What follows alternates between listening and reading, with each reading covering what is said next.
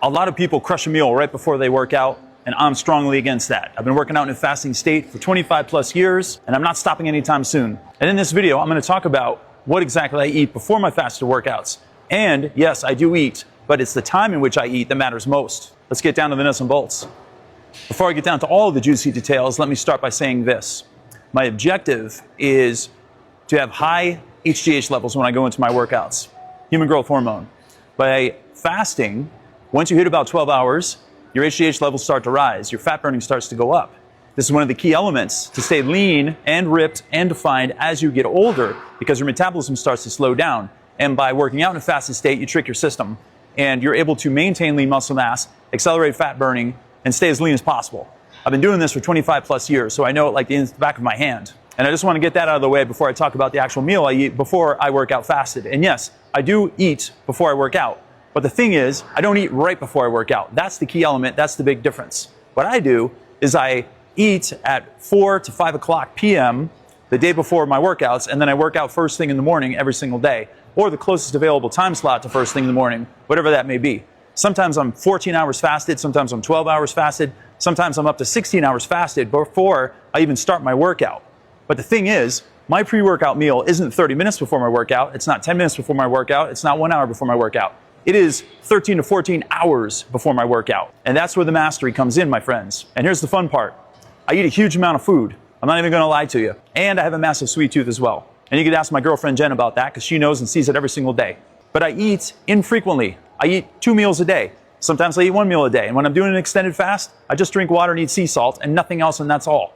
But for general purposes, the meal I eat before I fast is a pretty big one. For example, let's talk about last night. I made a humongous salad with a big chunk of tuna on top of it. It was a tuna steak, actually, and it was absolutely amazing and delicious. And I loaded that salad up with all kinds of raw vegetables and some leftover steamed broccoli. And then I put some nuts and seeds in there and some berries and some cranberries and apple cider vinegar. It was absolutely delicious. Now, in addition to that, I had an organic leftover biscuit that we had made the night before. I had some organic tortilla chips with organic salsa.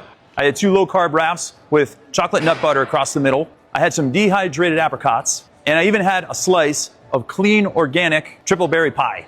And that was my last meal of the day. But guess what? I finished by 5:25. When I worked out this morning, I was about 14 hours fasted, and I was ready to go, and my foot was on the gas. Now let's talk about what happens when you work out. Depending on how intense your workouts are, you're either burning oxygen, you're burning fat, or you're burning carbohydrates. Carbohydrates are stored in the body as glycogen in the liver and in the muscles. Guess what? When you do an anaerobic activity like heavy weightlifting and sprints on a treadmill, you're predominantly burning carbohydrates. And then when your intensity comes down, you start burning more fat. And if you're just standing still like this, you're burning predominantly oxygen and fat. So in my mind, I want to make sure that my glycogen stores are topped off, and I have plenty of glycogen to go on in my workouts. And that's why I eat this humongous meal. And I make sure to get plenty of carbs in it as well. Then when I go into my workouts, I can soar through them with plenty of glycogen stored, enough fat on my body to keep me going if I'm burning fat predominantly. And because I'm in a fasted state, my HGH levels are high. Needless to say, today particularly, I did a 2-hour high-intensity cardio workout. And on days that I'm not doing specifically cardio, I do high-intensity circuit strength training workouts, which last 1 hour and 45 minutes to 2 hours as well, all completely fasted.